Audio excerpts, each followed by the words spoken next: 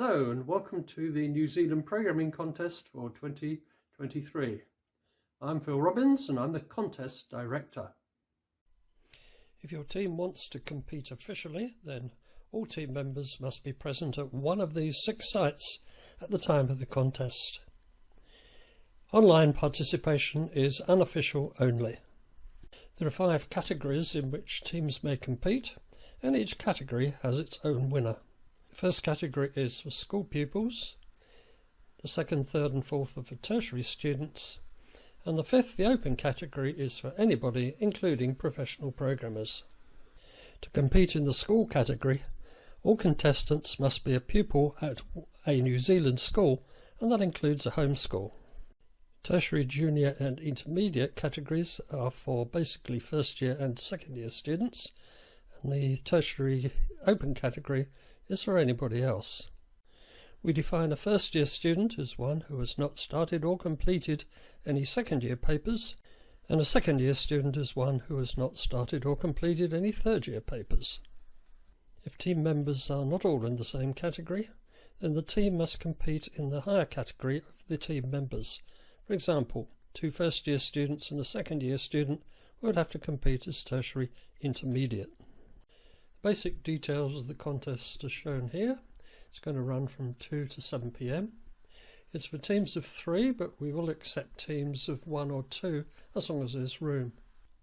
The only electronic device you're allowed is the computer that's been allocated to your team. So no phones, no tablets, no memory sticks. You're allowed printed material, but nothing electronic. In this contest, the problems are graded. There were 3, 10, 30 or 100 points, according to how difficult the judges believe them to be. So if you solve a problem, you score its points value. It's an all or nothing system. If you don't solve it, you don't score anything. You will send your solutions to the judges via DomJudge, and the judges will test it against their test data. If the output from your solution exactly matches the output from the judge's solution, then you've solved the problem. So, what's DomJudge? Well, DomJudge and the judges are all pieces of software. They are located on a server at the University of Canterbury, and you use this URL to reach it. The basic plan is, first of all, to create a DomJudge account that you can work with. Then read through the problem set, choose a problem, code a solution to that problem, that includes testing it, and submit it to DomJudge. If DomJudge accepts my solution, then I can go back to stage 2 and choose a different problem. If not, I go back to the code, fix it, and then resubmit. I keep doing that until I get it right. DomJudge will accept solutions written in any of these languages, but do check their availability at your site, as the site may not have that language, or it may not have the tools that you're used to using. When you first open DomJudge, you'll see a login button in the top right.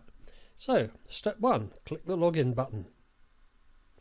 You can't sign in because you don't yet have an account. So, step 2, register an account.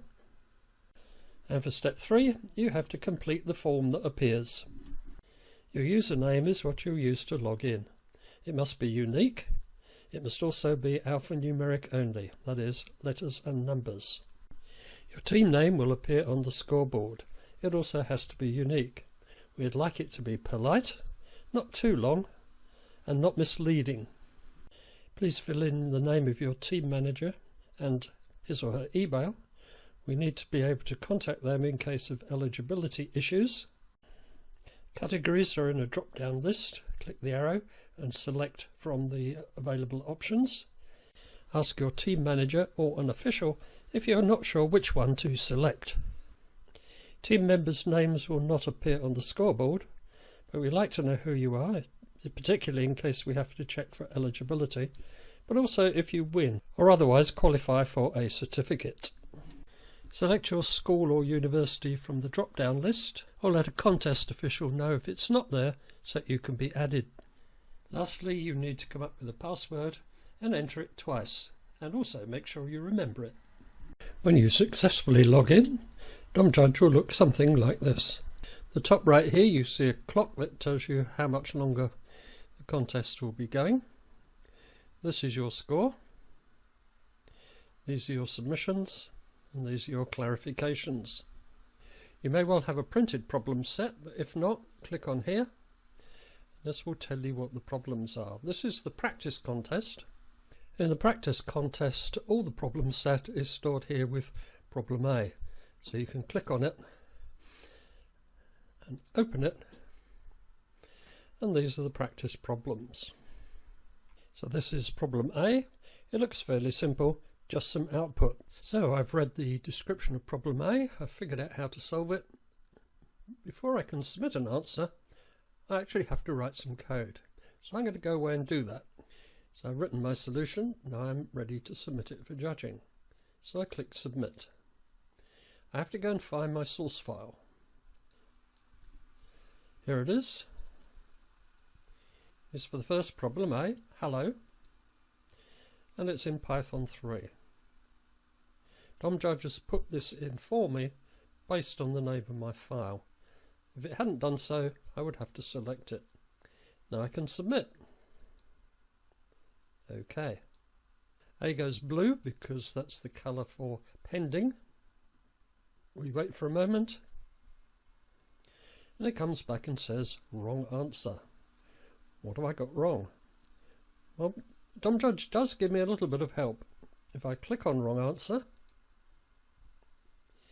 it'll now tell me that my output was hello NZPC goodbye world, which is almost correct.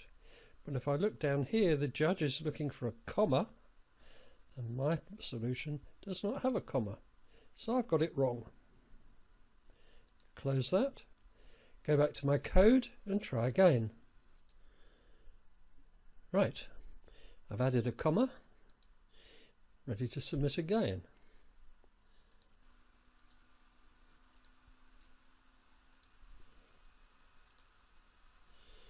Blue again, pending. This time it's correct. It's a 1 point problem, so I score the 1 point. The 38 is my time penalty. 18, which is the minutes since the start of the contest to where I submitted. But because I had 2 goes, the first one being wrong, that gives me a 20-minute penalty. So my time penalty is 38 minutes. This is problem B, which is a bit more complicated because it has input. Now at the bottom you'll see a set of sample input and the expected output for that. That sample data will be the first test that DomJudge does, so you need to make sure first of all that when you enter that data you get the right answer. So I'm going to write my code and test it. So I'm going to submit, go and find my code. It's in C# this time. It's the salesman problem. And I'll submit it. Ah, and I've got wrong answer again. Let's see why.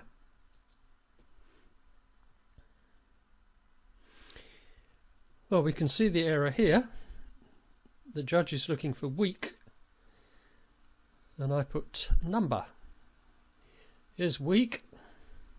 Unfortunately, I've got number of towns in front of it. That's a prompt. Although you may normally put prompts in code to make them more user-friendly, so the user knows what to do, that's not necessary with DomJudge. DomJudge makes your prompts part of your answer and then makes them wrong. So let's remove the prompts and try again. So try again.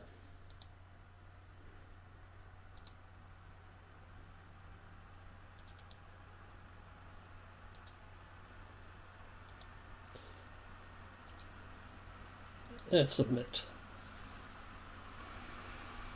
Wrong answer again. Let's have a look.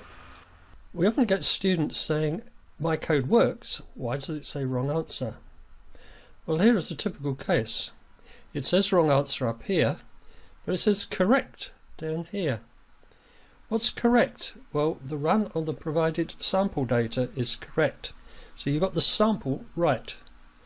But it only gets the sample right, it doesn't get all the others correct. So week 1.4 and week 2.2 is correct answer for the sample data, But there's far more than that one test that's applied, and at least one of the other ones you've got wrong. So you've got to go and figure out why.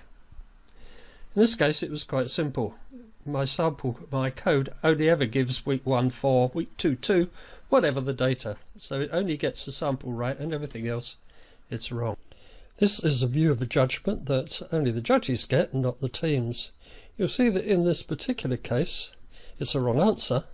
There are 11 sets of test data. The green ticks indicate tests that passed, which includes the sample, the first one, and 3 others, but the red W means it got the 5th one wrong. The other 6 have not been tested at all, so they're shown with a question mark. We don't know whether they were right or wrong. All we do know is that run number 5 gave the wrong answer.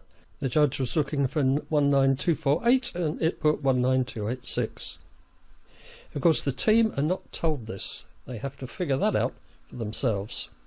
So in summary, if DomJudge does not mark your solution correct, it will give you one of these errors.